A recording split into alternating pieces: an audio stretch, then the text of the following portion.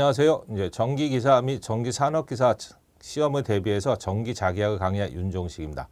그래서 최근 들어서 나왔던 이제 문제에 대해서 출제가 어떻게 되었는지 한번 살펴보도록 하죠. 이제 첫 페이지에 보시면 이제 전기 자기학 출제 경향 해갖고요. 자기학이 전체적으로 이제 9장으로 되어 있었는데 문제를 출제 경향을 보시면 아시겠지만 1장 백타를 제외한 나머지는 거의 뭐 골고루 분포한다라고 보시면 돼서 1장 백타는 이제 1% 정도가 출제가 됐었고요. 2장은 17%, 뭐 3장은 8%, 4장은 13%, 5장은 7.5%, 6장은 뭐 18%, 7장에서는 한 10% 정도, 8장에서는 13% 정도, 9장은 뭐 12% 정도 이렇게 출제가 됐네요. 근데 전체적으로 보면 이제 어디서 집중되는 건 아니고요. 이제 골고루 이제 출제된다라고 보시면 돼. 근데 이 중에서도 그래도 좀 많이 나오는 게 가장 기본이 되는 게 요 2장입니다. 그래서 2장에 보면 이제 17% 정도가 이제 출제가 되잖아요. 그럼 요 2장, 이 정전계 파트가 이제 여기 이제 2장이 나중에 보시면 정전계인데 이 정전계 파트가 자기학에서 가장 기본이 되는 챕터입니다. 그래서 요 2장에 대한 내용이 좀 굉장히 많습니다. 그래서 그 내용을 잘 정리를 하시면 뒤에가 조금 이제 쉬워지게끔 돼 있었는데 요 2장이 정리가 안 되면 이제 뒤에 것들도 굉장히 어려워진다라는 거고요. 그다음에 이제 6장이 나중에 이제 보시면 이게 정작의 파트입니다. 요게. 이 파트가 이제 정작의 파트인데 이 정작의 파트부터는 정전기하고 공식이 거의 똑같습니다. 단지 이제 글자만 바뀌게끔 돼 있어서 이 5장까지 잘 해놓으시면 6장부터 이제 공식이 거의 뭐 문자 바뀌는 형태로만 되어 있기 때문에 좀 뭐 쉽게 넘어갈 수가 있어요. 근데 이 6장도 보면 뭐 퍼센트가 18% 정도 출제가 되잖아요. 2장도 마찬가지 17%죠. 이 두 개만 치면 거의 뭐 40%가 됩니다. 그래서 40% 정도 되니까 이 두 개 챕터가 굉장히 중요하다라고 보시면 돼. 그래서 일단 제일 중요한 거는 요 2장 정전계 파트가 가장 중요하다라는 거죠. 이게 기본이 되면서 뒤에 쭉 연결이 된다.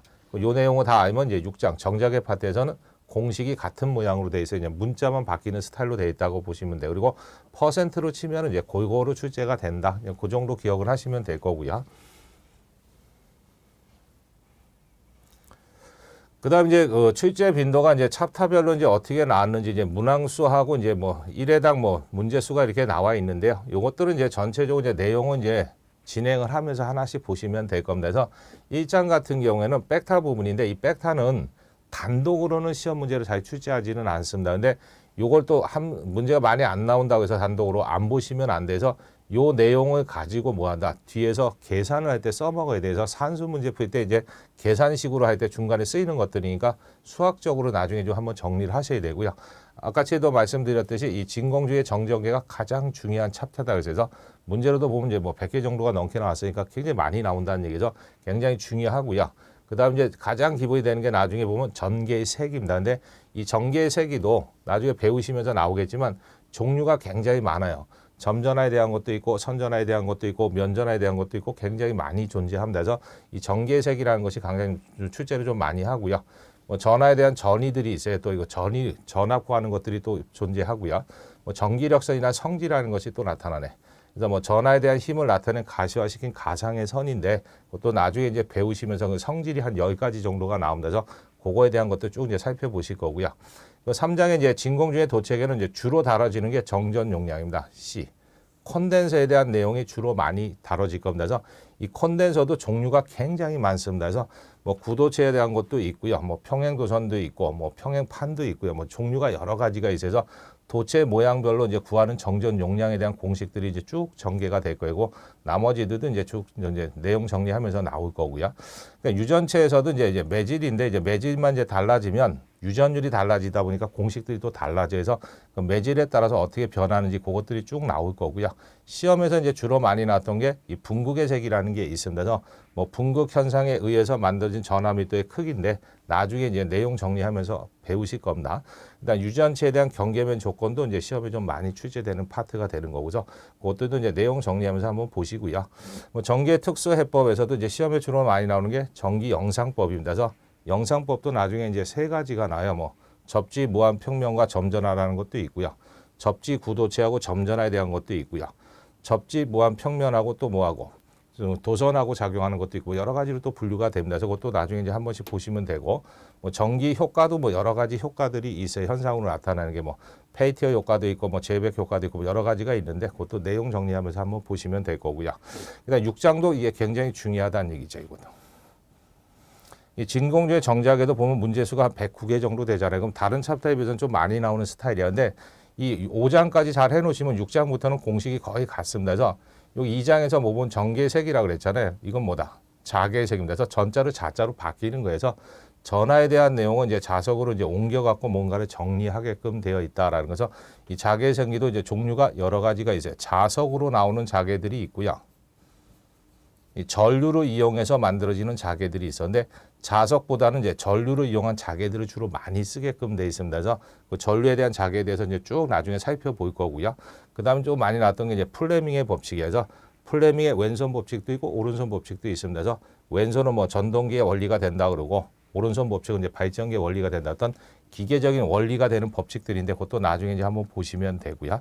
그다음에 이제 평행 도선사의 작용력도 이제 가끔 출제를 합니다. 그래서 각각의 도선에다 전류를 흘리면 선과 선 사이에 항상 어떤 힘이 발생을 해요. 그래서 전류에 대한 힘이다. 그래서 뭐 전자력이라는 어떤 힘들이 만들어지는데 그거에 대한 것들을 또 살펴보실 거고 나머지도 이제 뭐 보시면서 나오실 거니까 그때 보시고요. 그 다음에 이제 자성체 및 자기 회로다라는 게 있습니다. 여기서도 이제 시험에 주로 많이 다뤄지는 게 뭐 자성체에 대한 경계면 조건이라는 게 있어서 뭐 유전체에 대한 경계면 조건하고 나중에 똑같이 나올 거고요.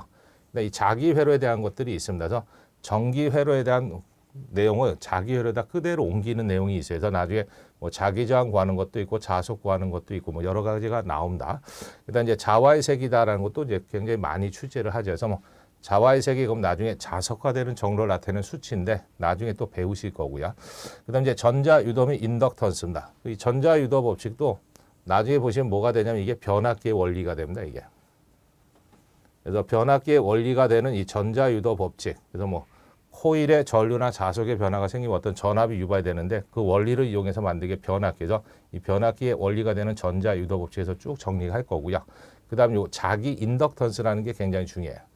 그래서 인덕턴스 A 코일 값도 도체 모양에 따라서 구하는 방식이 굉장히 많습니다. 그래서 뭐 동시 원통으로 줄 수도 있고 뭐 평행 도선으로 줄 수도 있고 뭐 솔레로이드도 줄 수도 있고 그래서 여러 가지 방식이 있어서 도체 모양별로 이제 찾는 것들을 쭉 나중에 배우실 거고 9장에 이제 전자장 파트도 이제 시험에 이렇게 많이 나오지는 않는데 기본적으로 최근 들어서는 좀 많이 나오는 편이에요. 기본적으로 한 2개 정도는 나온다 보시면 되는데 한 해당 제일 많이 나왔던 게 맥스웰 방정식입니다. 나중에 이제 맥스웰 방정식이 5가지가 나올 겁니다. 그래서 그것도 이제 내용 정리하면서 일단 보실 것이고요. 그다음 전자파에 대한 것이 굉장히 많이 나와요. 그래서 뭐 전개와 자개가 동시에 존재하는 파인데 이 전자파에 대한 특성 가지고 또 물어보는 것들이 상당히 많습니다. 그래서 전체적으로 이제 이러한 것들이 이제 나중에 다뤄질 거다라는 거 그냥 한번 훑어만 보시는 겁니다. 그다음 기타적으로 이제 회로 이론의 직류 파트하고 이제 중복되는 문제가 뭐 한두 개 정도 나올 수 있는 거고 그래서 뭐 주요 항목에 비해서 이제 보시면 이제 이런 식으로 이제 제목들이 들어가 있다. 그냥 한번 읽어 보시는 겁니다. 그냥. 그다음에 이제 학습 방법이라고 이렇게 뭐 정리를 해놨는데 뭐 한번 읽어본다면 전기자격 각 단원마다 등장하는 수많은 공식들이 있어요. 공식이 제일 많습니다. 그래서 다른 과목에 비해서 공식들이 많이 들어가다 보니까 굉장히 어렵게 느껴질 수가 있습니다. 그래서 문제가 조금 이제 어려울 수는 있는데 자기가 조금 이제 어려운 과목이라고 하시면 돼요. 근데 자기가 조금만 더 신경 써서 하시면 이 공식이라는 건 바뀌지는 않는 거니까 또 쉬울 수도 있습니다. 공식을 암기를 하시게 되면. 그래서 이제 크게 보면 이제 벡터와 정전계와 정자계, 전자계로 돼 있는데 이 정전계를 알고 있으면 정자계는 당연히 합니다. 그냥 나중에 글자만 바뀌게끔 돼 있어서 전하에 대한 내용은 이제 자석에 대한 내용으로 이제 바꿔서 내용을 하는 거다 보니까 이 정전계를 잘 정리해서 정자계로 넘어가면서 이제 공식 위주로 이제 정리를 하시면 된다는 거. 뭐 그런 내용들이 이제 뭐 쭉 정리가 되어 있는 겁니다. 그래서 여기 이제 마지막에 써놨듯이 정전계와 매우 다른 정자계는 비슷하다. 그럼 뭐가 공식이 똑같은 모양이 나와요. 그래서 단지 글자만 바뀐다라는 뭐 그런 차이점이 있습니다. 그래서 내용을 나중에 정리하다 보시면 나올 겁니다. 그래서 이 정전계를 좀 잘 해놓으셔야 된다. 뭐 그런 내용이 써져 있는 거고요. 그다음 이제 출제 경향은 이제 보시면 이제 옛 명언에 뭐 지피지금 백전불패다 이런 말들이 써져 있는데 그냥 한번 읽어본 거고요. 중요한 거는 이겁니다. 기출 문제를 분석을 해봤더니 공식으로 출제되는 게 퍼센트적으로 거의 반입니다. 그다음 이제 말로 서술되는 문제가 20% 정도 돼요. 그리고 계산 문제로 나오는 게 30% 정도가 된다는 얘기지. 그럼 거의 반이 공식 문제입니다. 공식 문제에서 기본적인 공식을 자기가 암기를 해주질 않으면 문제를 풀 수가 없습니다. 근데 이 공식을 외우지 않고 문제를 풀어나갈 수는 없다라는 얘기에서 이 공식이 이제 퍼센트로 50% 절반이 차지하기 때문에 기본적으로 공식들은 좀 다 정리를 해 주셔야 된다. 근데 공식이 좀 많다 보니까 좀 어렵다고 느낄 수는 있습니다. 그래서 이제 공식 유지의 문제가 많이 출제된다라는 거 뭐 그런 형태로 보시면 되고요. 그다음 이제 마지막으로 이제 보시면 이제 정기 자기의 학습 전략이라고 써져 있습니다. 그래서 뭐 앞에서 했던 내용과 뭐 재반복이 되는 건데요. 아까 지금 이제 퍼센트로 돼 있는 거 이제 출제 경향 퍼센트로 이제 했을 때 공식으로 출제되는 문제가 가장 많다 그랬어요. 거의 한 50% 정도가 된다 그랬으니까 그래서 이 공식으로 출제되는 문제를 가장 먼저 정리를 하셔야 됩니다. 그다음 그 공식을 가지고 말로 서술형으로 물어보는 문제가 있어서 서술형으로 되는 문제를 먼저 이제 보시는 거고 두 번째로 그다음 이제 맨 마지막에 가서 이제 보셔야 되는 게 뭐냐면 계산 문제입니다. 근데 이 계산 문제를 풀 때도 뭐 다 푸실 필요는 없어요. 우리가 뭐 기사 시험이라는 게 이제 평균 60점만 넘으면 다 붙여주는 문제이기 때문에 시험이기 때문에 아주 복잡한 문제는 할 필요 없어요. 그래서 뭐 2중, 3중으로 되어 있는 것들 막 공식을 두세 개를 결합을 해야지만 나오는 문제들 이런 문제까지는 손 안 대셔도 상관없습니다. 그래서 그냥 기본적으로 이제 한두 개 공식만 써가지고 풀 수 있는 문제 기본적인 문제만 푸셔도 충분히 60점은 넘기실 수가 있습니다. 그래서 일단 공부를 하실 때 이제 그런 식으로 이제 전략을 좀 세우시면 돼서 일단 기본적으로 공식은 정리를 하셔야 되고요.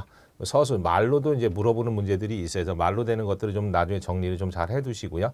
일단 계산 문제 중에는 이제 2중, 3중까지 쓰는 거는 그런 문제까지는 안 하셔도 되고 그냥 기본적으로 풀 수 있는 문제들 그냥 공식 하나나 많이 쓰면 2개 정도 쓰는 정도까지만 자기가 정리를 해주셔도 충분히 시험 보는 데는 뭐 크게 문제는 없으실 거다는 얘기입니다. 그래서 전체적으로 이제 뭐 과목을 이제 진행을 하면서 전체적으로 내용을 설명드리겠지만 조금 열심히 조금만 해주시면 크게 문제는 안 되실 겁니다. 그래서 열심히 공부하셔갖고 모든 분이 다 합격하시기를 바라겠습니다. 감사합니다.